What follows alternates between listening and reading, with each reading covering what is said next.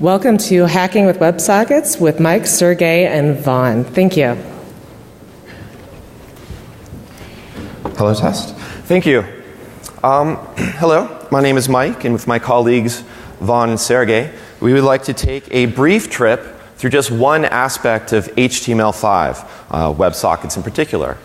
We'll start off with, I'll give us a quick 101, hopefully quick, just about what WebSockets look like both on the wire, on that protocol, as well as in the browser, what the JavaScript interface looks like. And from there, we're going to depart and talk a little bit about what the WebSockets look like on the internet today, as well as some predictions about where security problems could be in the use of WebSockets or the misuse of WebSockets. So the coolest thing about WebSockets is we finally get bidirectional communications in the web browser. So from the RFC, that's what it tells us, 3 really cool things. That duplex communication, untrusted code, so this isn't a surprise to anyone, of course, but we're still dealing with a web browser that may or may not be malicious or compromised or have other malintent. And as I mentioned, we'll see how many people are actually using WebSockets so far. Now, WebSockets came about because this type of bidirectional communication has been faked for a long time. Web developers obviously have a use for it, they have a need for it, and they've been doing things like long polling, XHR requests. But what these boil down to are kind of forcing a persistent long-term connections on top of RFC 2616. HTTP wasn't really intended for that type of use. And to a degree, some web servers weren't really designed with this in mind. You have 1 thread per request, so it would be easy to DOS them. Also, if you're talking from the browser's perspective, you have per domain connection limits. So that limits how many XHRs you can be launching or how many that you can be using. And if you are doing polling, then you have to figure out some magic polling frequency so that you also don't accidentally DOS your own web server trying to get status updates, run chat messages, tweet updates, and so on. And all of this was just to be done so that the browser knows when the server has something ready to send to it. So there's 2 major aspects of WebSockets. There is the protocol layer. These are the data frames that are sending the data back and forth over TCP. That's what 6455 is. And then there is the browser connection. That's a very simple interface. And from a security's perspective, simple is good. It's easier to understand, it's easier to test, it's easier to look at. And what we'll see in a second in a demo is that you have 2 major event handlers. You have an on message that you get data coming into the browser, and you have send to get the data out of the browser. One of the nice things with WebSockets is that, yes, you can still send JSON, XML, other text-based formats over it, but depending on the browser or when implementation catches up with design, you'll also be able to deal with non-strings. You can do blobs or array buffers. And what that's going to help with sending things like images, audio, even video. You can even have a pure JavaScript audio decoder. And for that matter, WebSockets is just really a transport layer. It's a little bit more efficient than something like RFC 1149, but you really can send anything over it. You could send WebSockets over WebSockets if you wished, VNC. And these are some of the things when we start to talk about security that we'll come back to. But I think now, Vaughn, are we ready for a demo just to show WebSockets in action? This little demo is entirely written on JavaScript on a client side and pipes my face through sockets, WebSockets from a Java-based server, captures the frames and sends them JPEG per JPEG, and this couple of lines of code here are basically changing data URL and making the illusion of a video. This is interactive, and you see I can pan it. And also there is a functionality that was supposed to make everything green, but it may work, may not, we don't know. But we don't need it probably because we drank so much yesterday, we are green already. Let's see if it works. Yeah, it turns everything into kind of 70s funky Andy Warhol style video. And the processing is done on a server. What this web app does is literally those few lines of code. And another thing to highlight here is that if you can notice when it's flashing blue, that's when data is coming in and out. And the point about WebSockets here is this is over a single TCP connection. So we didn't have to do anything fancy with multiple XHR requests, or we're losing anything with as far as polling or a latency. And we're just faking this persistence of vision, so it looks like video, but it really, as Vaughan said, is just a bunch of sequential JPEGs. Anything else you want to mention on that? No? Cool. Back to you, Mike. So I will, as an aside, it is possible to bring WebSockets or WebSocket-like behavior into the browser. You can do so either with Flash using the WebSocket.js project, or you can stick with JavaScript using a WebSocket-like communication that's really just back-ended by long polling and XHR. But we just kind of mentioned this in passing because our focus is on WebSockets and HTML5. Because HTML5, one of the benefits or one of its intents is that we have cross-browser, cross-platform, no need for plugins, write once, run everywhere. And that's why we want to deal with WebSockets today. Most of the modern browsers support WebSockets, modern in this sense meaning something that was released or has been updated in the past 3 or 4 months. And it's on by default. In Opera, however, you do have to go and enable it through the preferences panel, but really simple to do.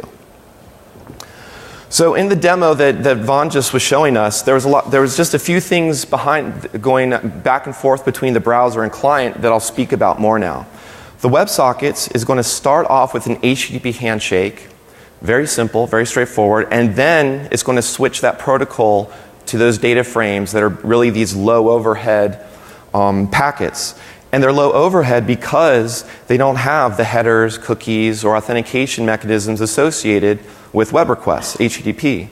However, from a security perspective, they don't have the headers, the cookies, the authorization tokens associated with an HTTP request. So this is, we'll come back to this a few times, but this drives home the point that WebSockets itself is just a transport layer. We're just shuffling bits and bytes from one endpoint to another. And the security of that protocol and how those bytes are consumed, that's where the real security failures are, or from your perspective, the interesting aspects. So the challenge, again, looks pretty familiar to a normal HTTP request. You have a connection asking to upgrade to WebSockets. And you have a WebSocket key to which the server responds with a challenge. This is a challenge response. And the challenge response itself is not something that's cryptographically strong in terms of identity. All it's intended to do is say that you are actually talking to an endpoint that speaks WebSocket. So it's not supposed to prove that you're still speaking to the same server you thought you were at the beginning of the connection, nor that the server hasn't been compromised, obviously, or is legitimately www.foo.com. The only thing here is identifying the endpoint to prevent some things like cross-protocol attacks, so that you can't turn that WebSockets and make it talk to an SMPT server, start sending spam mail or something like that. So just want to highlight that point that it's just about identifying the WebSocket, not identifying the server. There's some other policies that influence how WebSockets are controlled or how they perform in the browser. You can have the origin header associated with it, so this is good. You're probably already familiar with origin header from CSRF as a CSRF countermeasure.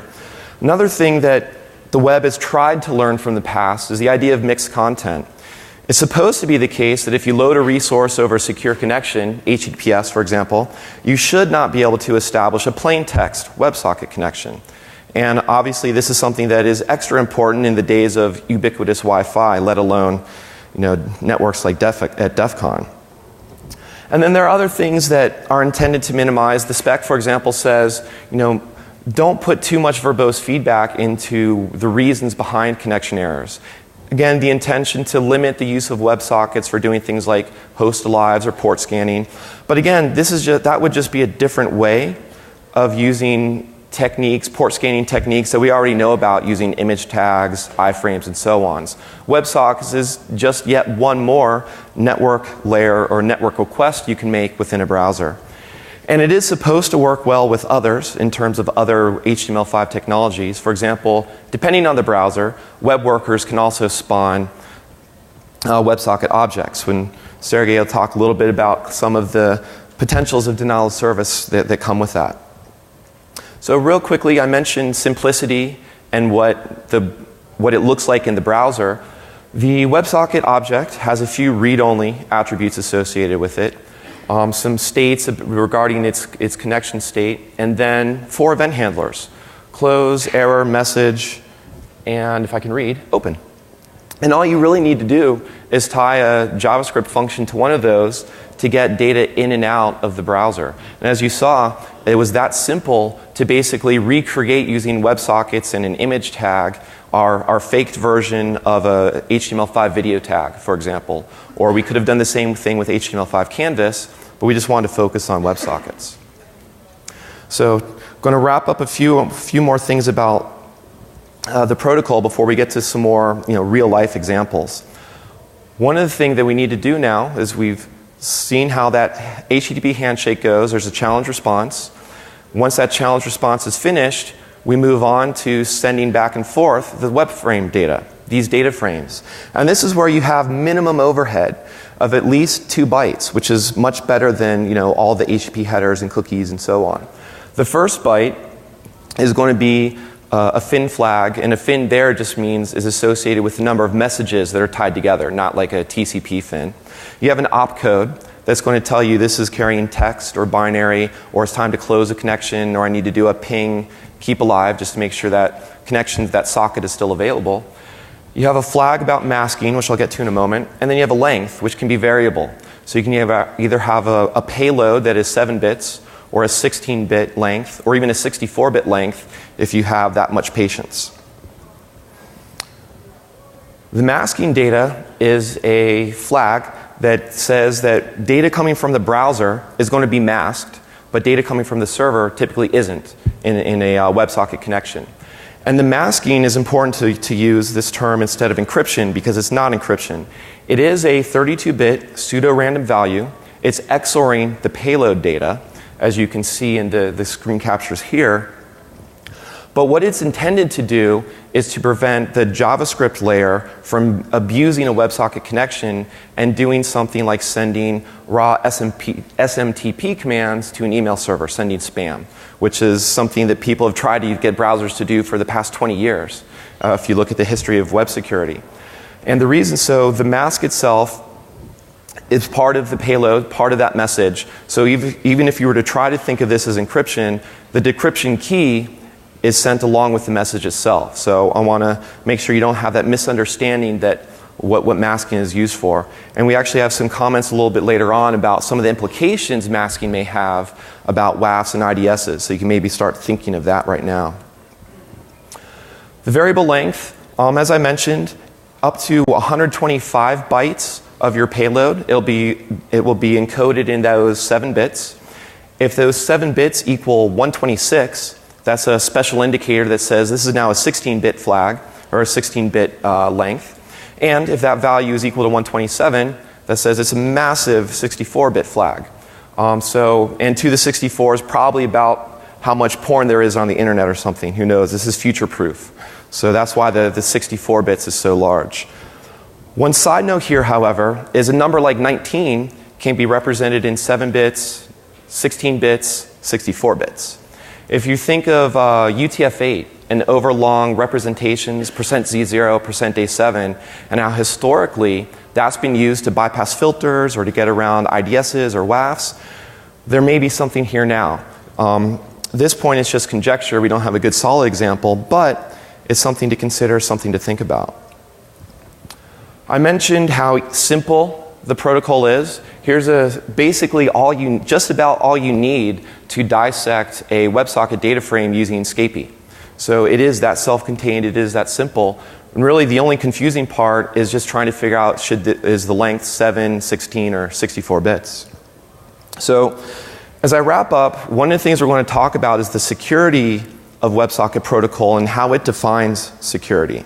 Well, one of the things that it does is leave that security up to you. As we mentioned, we want to emphasize WebSocket is just that transport layer.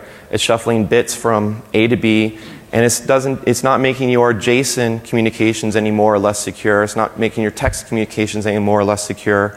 And that's where we're going to focus on and talk about a little bit more. So with that, I'll hand this over to Vaughn and talk about what he's got. Thank you, Mike. Let's see what are the potential usages of WebSockets. We've seen many cool games implemented with WebSockets. There are some mobile applications that are basically front ends for the web apps. Also, few very interesting implementations of WebSockets that are in embedded systems. For example, the example above has capacity to provide WebSocket connection to PIC microcontroller, and with that, hobbyists can create all kind of crazy stuff that is controlled from a web. We've seen few professional usages that are, for example, this LabVIEW based sporting event measurement organizational tool. Most probably is going to be used in a day or two in London Olympics. So basically, iPad app talks to the LabVIEW server through WebSockets, and LabVIEW controls the measurement, sporting measurement equipment.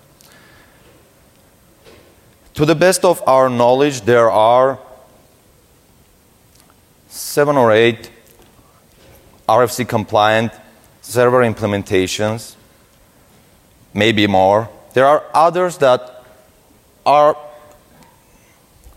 catching up. They're in a good state, compliance-wise or feature-wise, but since RFC is pretty fresh, they are still catching up. There are almost all the programming languages now, major programming languages support WebSockets, and major JavaScript libraries like jQuery, Socket.io, and Node.js picked up WebSockets. We think that user capacity-wise, WebSocket applications will have similar to XHR-based similar performance user capacity-wise to the XHR-based applications, and their both will be basically limited to number of connections if it's a full duplex.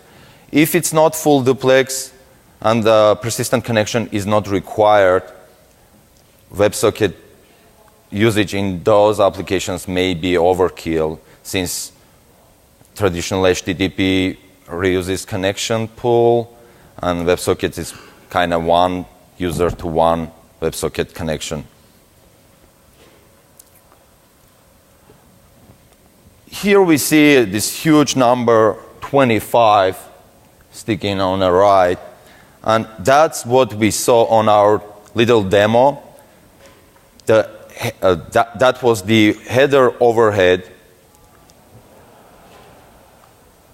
XHR compared to WebSockets if we were running the same webcam app, implemented WebSockets versus traditional HTTP. And this is basically, as Mike mentioned, is because of the compactness of the protocol.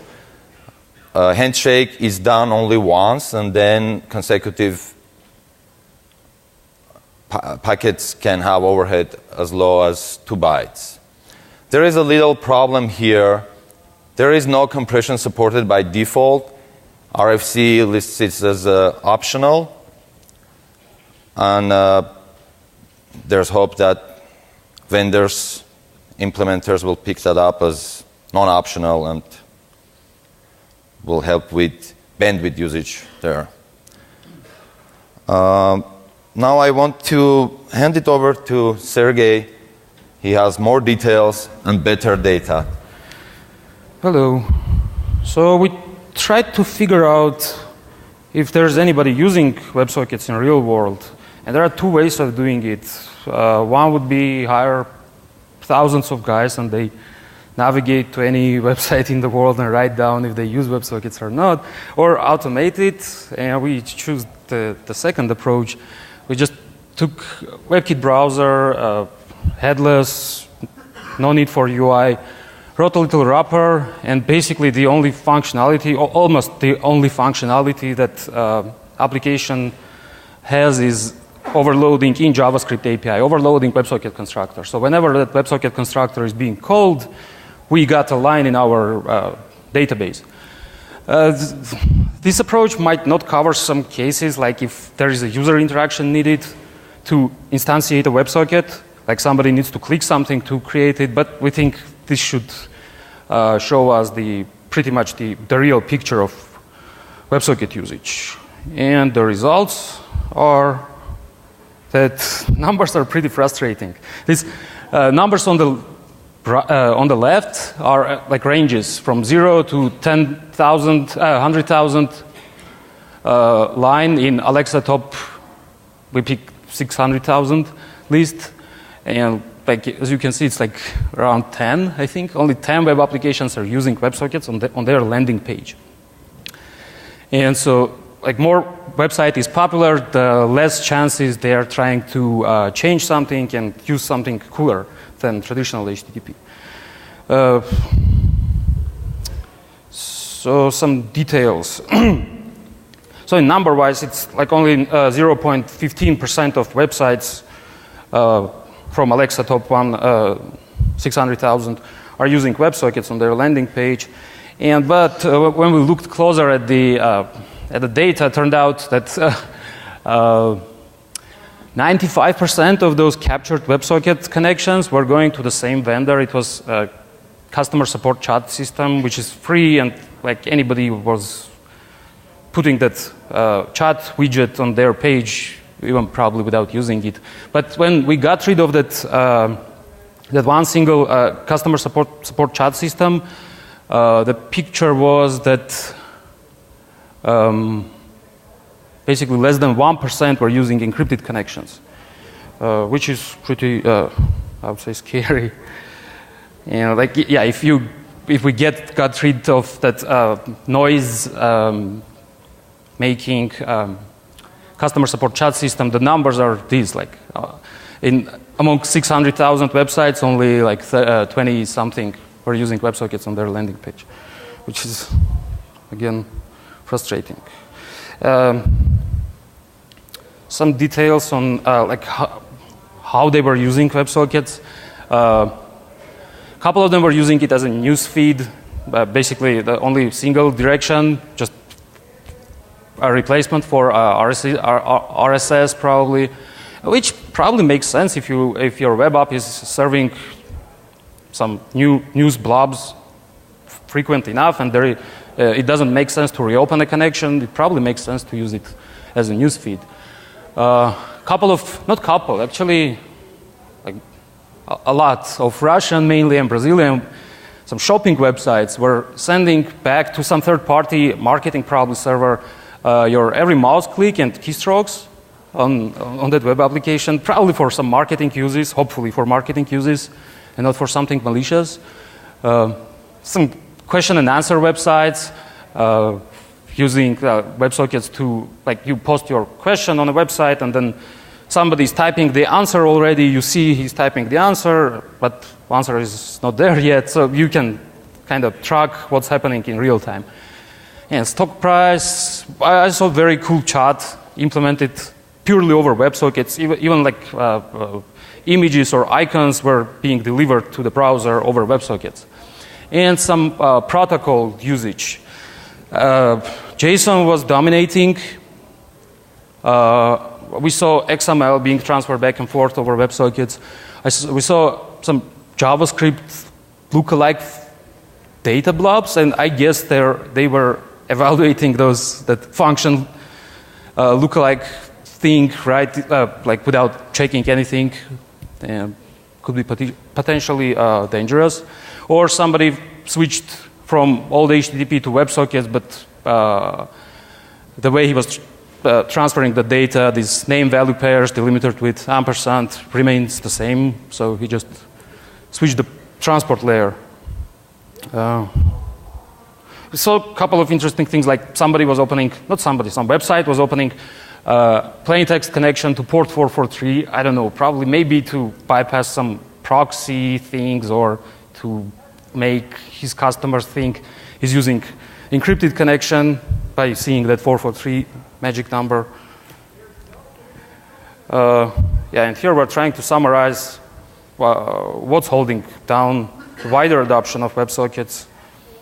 And we hope that just more people would realize the benefits of using WebSockets and start using it. Now time for, no demo, later. So we just reviewed the adoption and like how people are using WebSockets in real life, and now let's discuss some security-related things.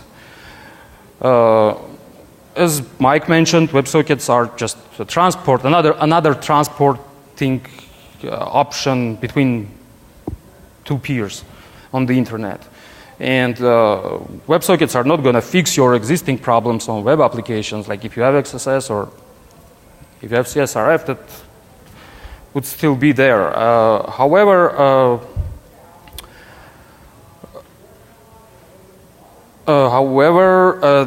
there are things around WebSockets that are being derived from HTTP, from like old-style data transfer, and we can start with mixed content handling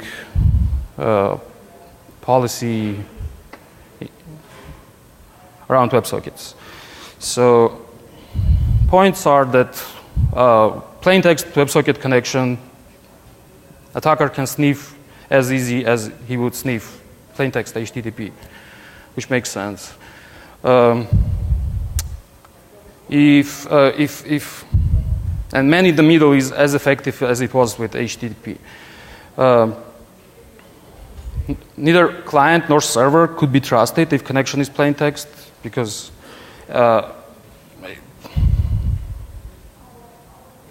if resource which delivered a code to the browser which is going to instantiate a WebSocket could be sniffed, then somebody can just overload WebSocket constructor or send and receive functions and tweak the data, or I don't know, forge the data, or do whatever he basically wants. RFC tries to take care, WebSockets RFC 6455 tries to take care of some issues by restricting WebSockets to by not allowing to create plain text WebSocket connection if code which instantiates the WebSocket was delivered over encrypted channel, so kind of no protocol downgrade. But unfortunately, only Firefox implements this policy. None of WebKit-based browser, including mobile versions, Opera doesn't implement it either. So there's things to improve in the browsers. Denial of service could be a potential. Denial of service attacks could be easily achievable with WebSockets, way easier than with HTTP, because browsers are treating WebSocket connection limits differently from HTTP, and like they are not limiting them by domains. Like for example, Firefox limits concurrent HTTP requests to HTTP connections to the same domain by 6 or 4, some low number. And with WebSockets, numbers are totally different. Like experimentally, I tried numbers look like this in this table, except in Firefox, it's hard-coded in settings. It's not hard-coded, it's default value is 200. We can change it from that about config window. And yeah, what can be done? Somebody can just send a malicious JavaScript code into someone's browser and like in cycle open or try to open 10,000 connections. Either browser would die because of memory, or I don't know, file descriptor limit would hit, or something like that. Or even if it was executed in something like Firefox, once that malicious guy opened 200 connections, your other tabs that are using WebSockets won't be able to establish a connection, and you won't know what happened because there's no indication that you hit that limit. So one of potential uses. And on like server side, the same guy can pick the same bad guy can pick the same compromised browser, execute some malicious JavaScript, which would open WebSocket connections to another victim. And since numbers are pretty big, like starting from 200 to several thousand, having several bots or compromised browsers could knock down the entire WebSocket server. Stability-wise, while I was playing with browsers to find the limits, because they are not actually described anywhere except for Firefox, I was able to crash Safari, and it's pretty reproducible. I don't know if you can see the stack trace. Basically, to reproduce the crash, you open, I don't know, 300 or 3,000 WebSocket connections somewhere, and then close the browser and then reopen it. Safari would try to reload the last loaded page. There is a JavaScript which opens WebSocket connections. Those connections would be open, but since these cryptographically random values from OS function didn't generate the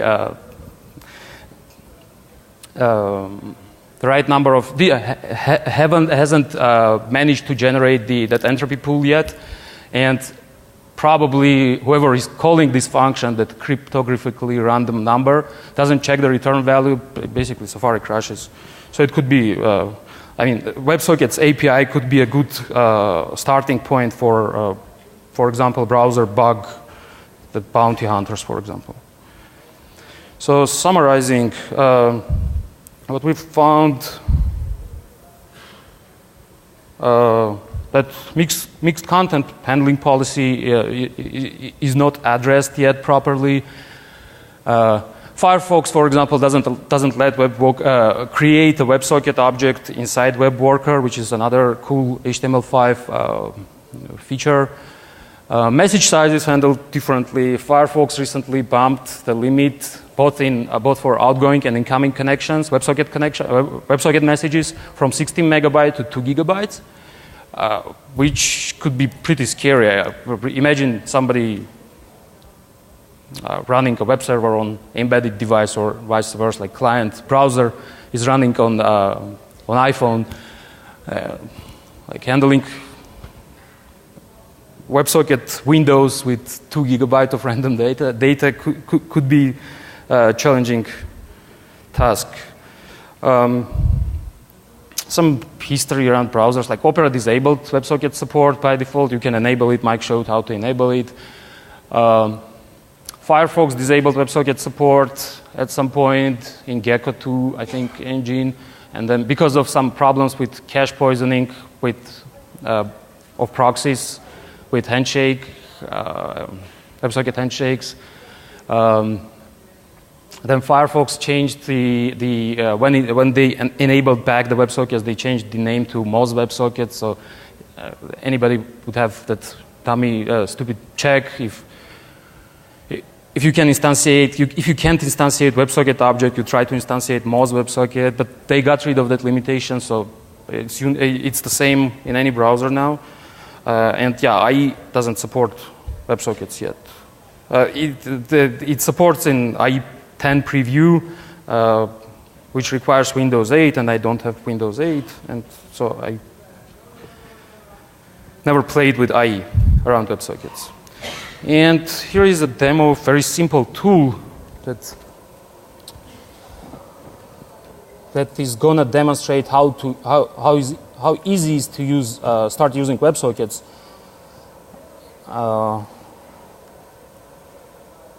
So we built an application on top of WebSocket, PP WebSocket server. It's C++ based using Boost, very cool server.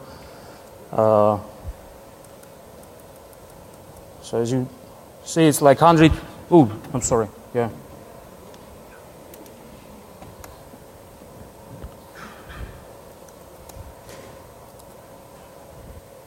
Like only, what is it? 168 lines of server-side code and some code on client side, which should be injected in compromised browser. We don't discuss how. There are thousands ways of doing it, like XSS or man in the middle or social engineering. We don't discuss that. We just want to demonstrate how WebSockets could be used to control someone's browser easily and with minimum efforts. So I'll launch the server. There's my Chrome, which loads some page which which we assume is compromised and has that malicious victim.js JavaScript file included, and some dummy website. And latest Chrome allows you to see WebSocket traffic in developer tools. You switch to network, you select WebSockets here, and to reconnect. Yeah, we got our WebSocket connection. Let's see what's happening here. Yeah, and on the server side, we see that server accepted the connection from the browser. Now you can, I don't know, request for, I'll restart it.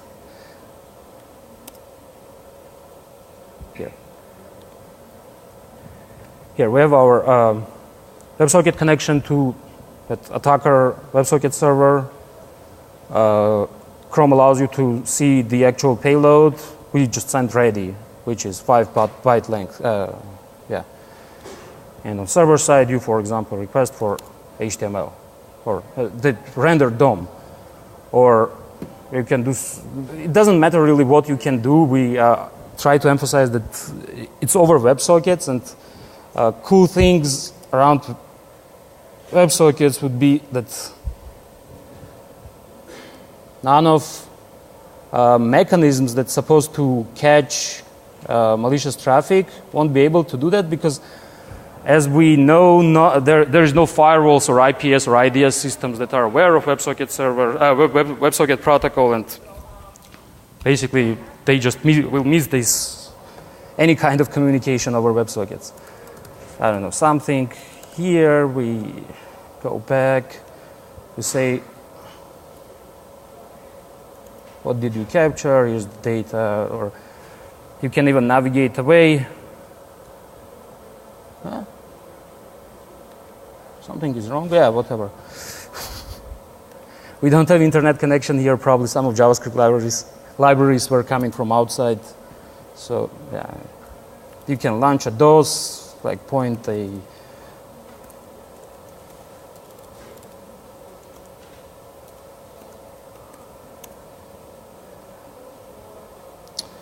yeah, I'm sorry, something screwed up. Yeah, whatever.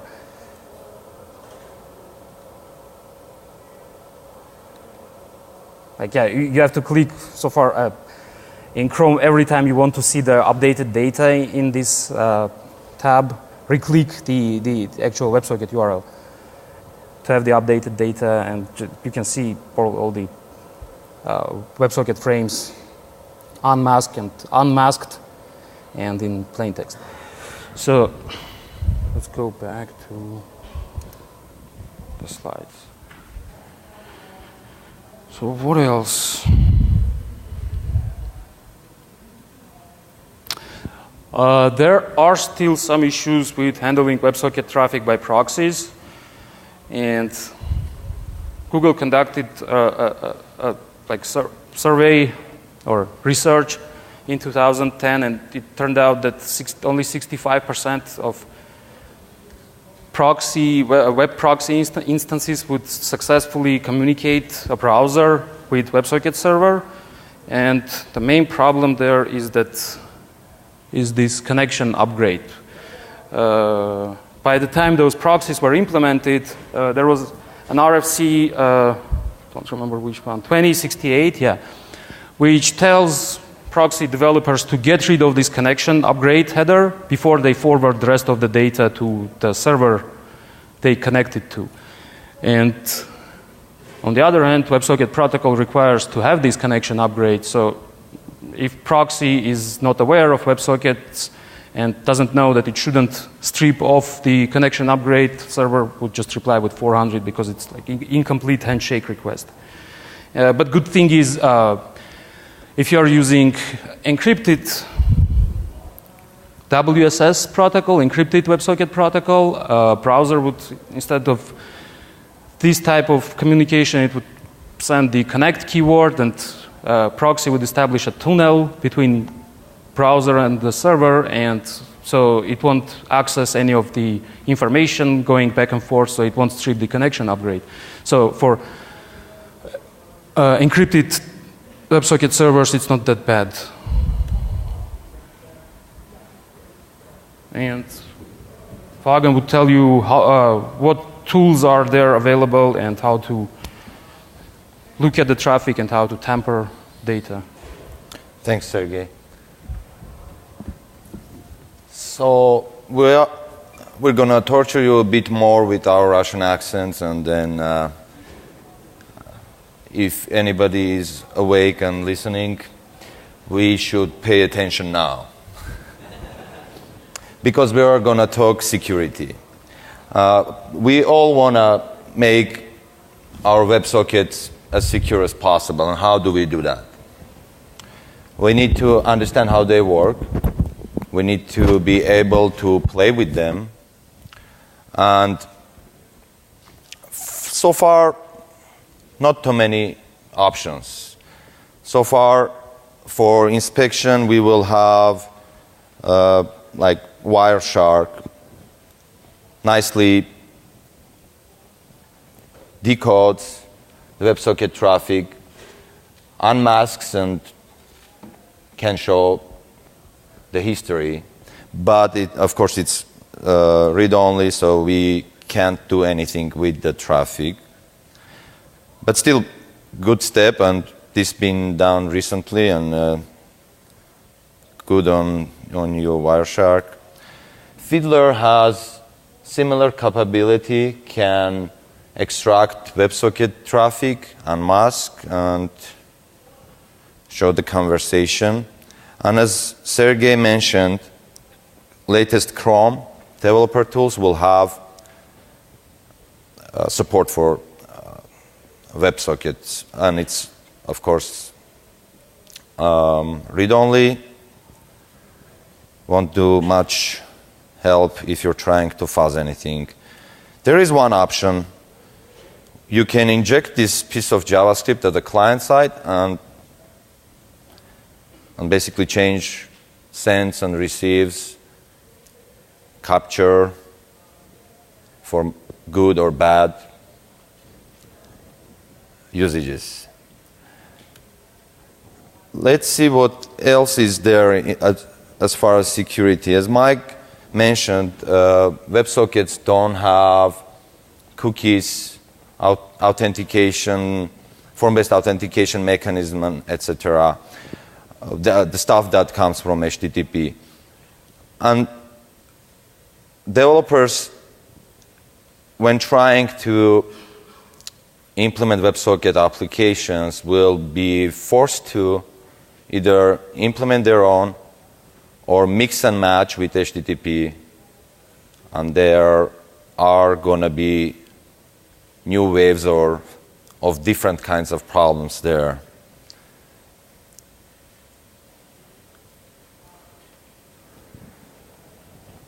Another problem that we want to put an exclamation sign on is the unawareness of security devices like IDSs, firewalls, IPSs, and DLP solutions, unawareness of WebSockets, of those devices. Basically, this simple masking makes the traffic for those guys look like garbage, and they will let anything go in and out. This is as far as we know. So if there are any vendors that have good stuff, just let us know. We'll be interested to see how it's done. Another issue, as Mike mentioned, about resurrecting the old Loki, is the good old problem of covert channel. WebSocket data frame can be used to transfer data alongside with legitimate WebSocket traffic in a way that nobody will see it. It can be the mask value itself, some of the reserved flags, or length field, or the way the length can be represented. You had lots of leverage there. So that's all I had, and the torture is over, so we are switching to regular good old English. Thanks, Vaughn. We'll have a free screening of Red Dawn later if anyone really needs to.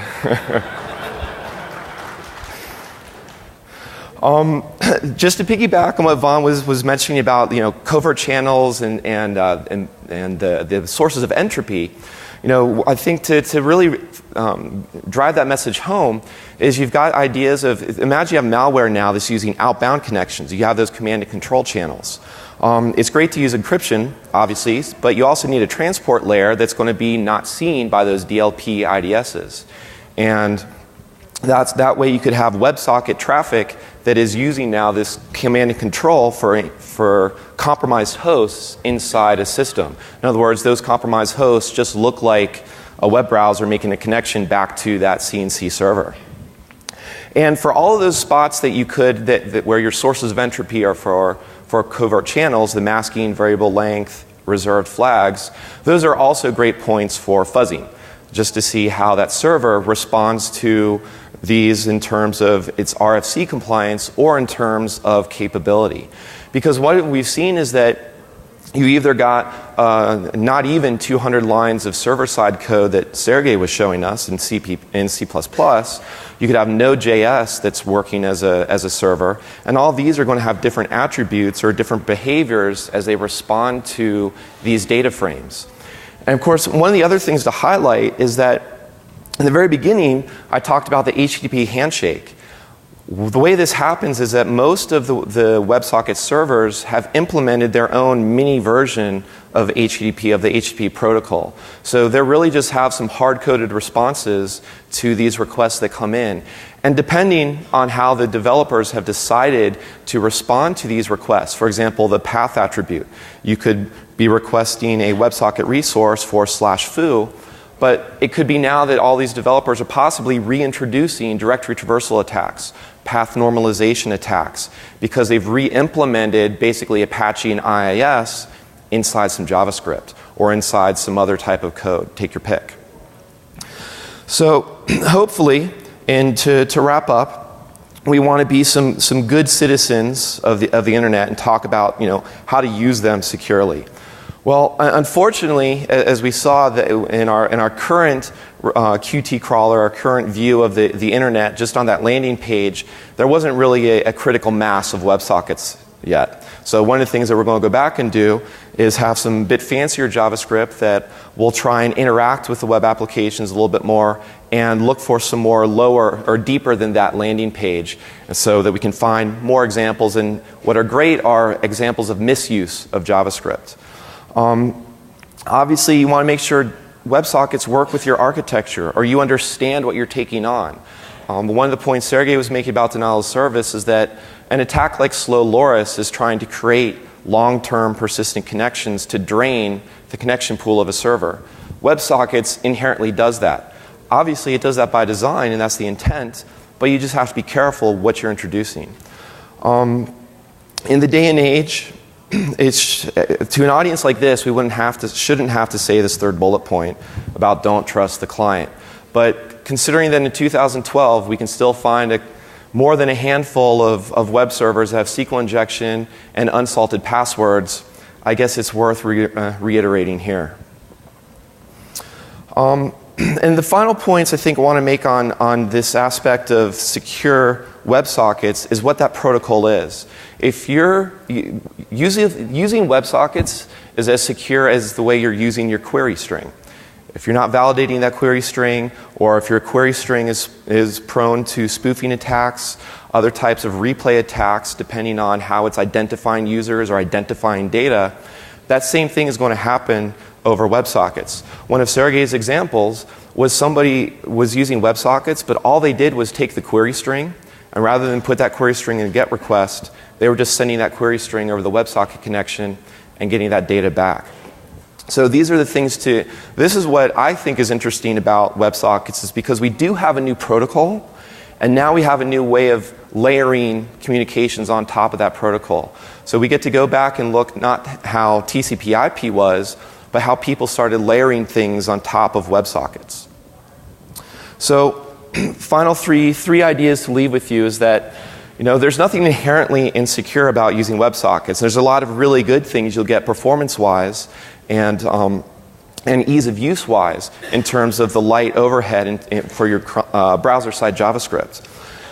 Obviously, all of that, as I said, all the security you're applying to that query string still has to be applied to that WebSocket.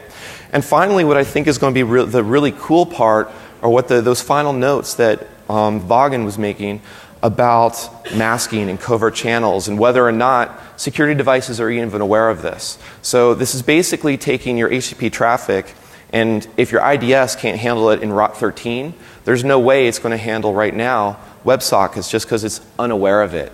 And this is going to be good, useful both for attacking into that web server, putting the cross-site scripting, SQL injection, all those attacks, but as well as possibly, as we mentioned, outbound connections, malware, viruses, using this for just a new protocol that's going to hopefully become ubiquitous as HTML5 is more adopted, and therefore just harder to pick out those needles in the haystack of bad frames. So it is still evolving. The RFC has been updated just this month. And as we saw, there's varying levels of support within the different web browsers. But this is also the great time to start looking into the protocol, start fuzzing some of the server-side implementations. We, of course, intend to make those graphs, those Alexa graphs, a little bit more interesting, get some more data about and some more examples, and show you, here's how some people did it well, here's how some people made some mistakes. And with that, we thank you for your patience, thank you for your time, and I think we'll have a chance for questions. Thank you.